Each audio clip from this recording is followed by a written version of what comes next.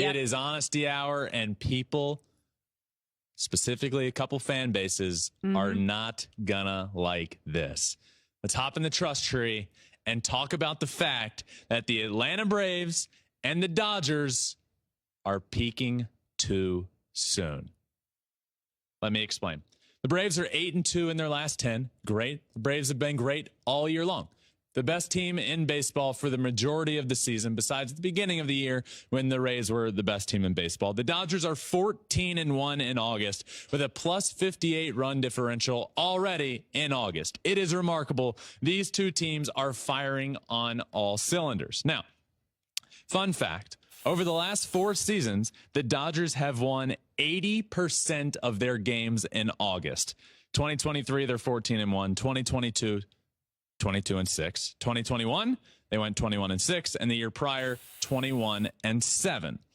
Now, I'm not saying that it is a bad thing. It's not a bad thing to win, and there really isn't a way around it. You don't want to not play your best baseball at all times. But to give you a little reasoning of why peaking too soon might be bad, let's look at the division races and what that means. The Atlanta Braves are up 12.5 games in the NL East. That's done. It's over. The Braves are winning the division. The Dodgers are up 9.5 games in the NL West.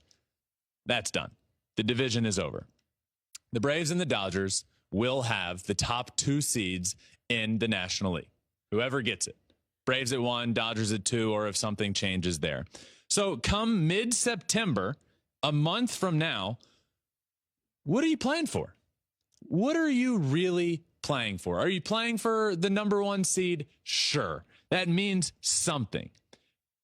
But it's not the same. You're not playing for your lives. You're not playing like every single game means everything to your team and the organization. Then consider the fact that those top 2 seeds are going to get a bye in the first round. It has always been my belief in baseball, prior to this first round bye for the top seeds, that a bye is not good. It's not good. You do not want that time off. No better reference than the Detroit Tigers teams that my brother was on years ago. In 2006, they sweep the Oakland A's and go to the World Series. Walk off. Maglio Ordonez walks it off to go to the World Series. They had a week off, and they came out flat in the World Series. Time off is not good in baseball. You play 162 games. You play every single day. You get in a rhythm. And at the end of that year, you do not want to get out of that rhythm. So the fact that they're not going to be playing for anything for the last month of the year, and you're going to have time off on a bye, I don't view that as a great thing. Look at all of these teams lately that are getting to the World Series. There are so many references. The Philadelphia Phillies last year get in as a wild card team. They get into the World Series. There's often a wild card team that gets on fire because they're playing for their lives to get into the playoffs, and then they have the talent and the star power to continue that on and get to the World Series. Over the last 4 seasons, or over the last 8 full seasons. You with me? Over the last 8 full seasons, half of the World Series teams are wild card teams. I don't doubt it.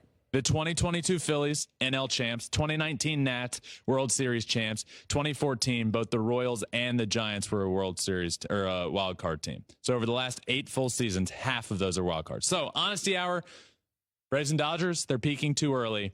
Save some for October.